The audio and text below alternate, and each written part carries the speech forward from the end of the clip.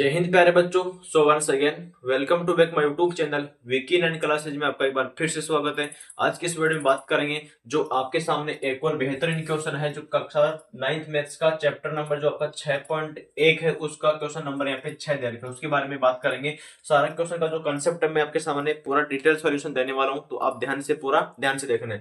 यहाँ पर क्वेश्चन में बोला गया है कि दिया गया है आपके पास में अक्ष वाई जेड 64 डिग्री का है और अक्ष वाई बिंदु पी तक बढ़ाया गया है। यहाँ पे दी गई सूचना से एक आकृति खींचिए। यदि किरण y क्यू कोण जेड वाई पी का समद्विभाजित करती है तो कोण अक्ष वाई क्यू और प्रतिवर्ती कोण है क्यू वाई पी के मान ज्ञात करें।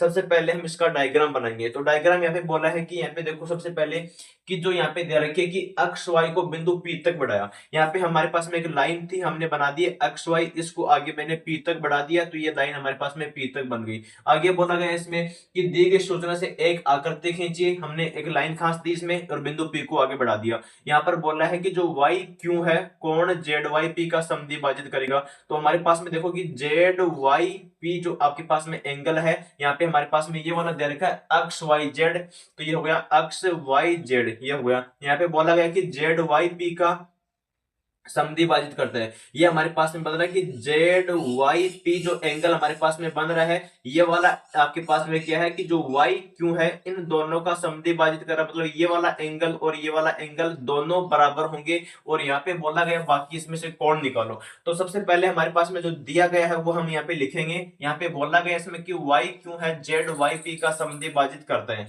यहाँ पे अक्ष वाई जेड है हमारे पास में 64 डिग्री का है, ये हमारे पास में यहाँ पे दिया हुआ है, हमने यहाँ पे लिखा साथ ही। यहाँ पे आप देख सकते हैं कि जो आपका समद्विभाजन करेगा तो ये वाला कोण होगा और ये वाला कोण दोनों बराबर होंगे। हमने यहाँ पर लिखा कि कोण क्यू वाई पी, तो ये बन गया क्यू वाई पी एंगल हो गया, बराबर हो गया जेड वाई क्यू के। तो जेड वाई क्यू ये वाला एंगल इसके बराबर हो गया। यहाँ पे समीकरण नंबर 1 बोल दिया। आगे बोला अक्ष वाई को बिंदु पी तक बढ़ाएगा। ये वाली अक्ष वाई लाइन थी, यहाँ तक थी, इसको पी तक मैंने आगे बढ़ा दिया है और अक्ष वाई पी एक सरल रेखा बन गई। ये वाली अक्ष वाई पी एक सीधी रेखा बन गई। सीधी रेखा मतलब होता है सरल रेखा बन गई।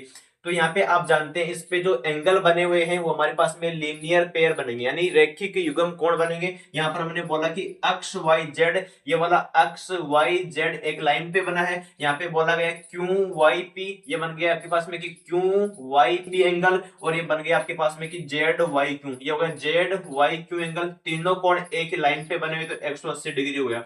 यहाँ पे देखें इसका वैल्यू 64 डिग्री हमारे पास में दिया हुआ है। यहाँ पे ये क्यू वाई पी है, यहाँ पे क्यू वाई पी यहाँ पे सामने दे रखा है। दोनों को मैंने बराबर कर दिया क्योंकि आपके सामने क्यू वाई पी का वैल्यू जेड वाई क्यू के बराबर है। यहाँ पे मैंने लिखा ऐसा। अब जानेंगे कि क्यू वाई पी है, दोनों को डबल कर दिया, यहाँ पर आ गया 180 में से 64 कम कर दिया, हमारे पास में 116 डिग्री आ गया। इसका भाग दे दो 2 का, हमारे पास में आएगा 116/2, मतलब 58 डिग्री इसका वैल्यू हमारे पास में आ चुका है। इसका मतलब ये हुआ, ये मतलब ये जेड वाई क्यू का वैल्यू भी हमारे पास में 58 डिग्री आएगा।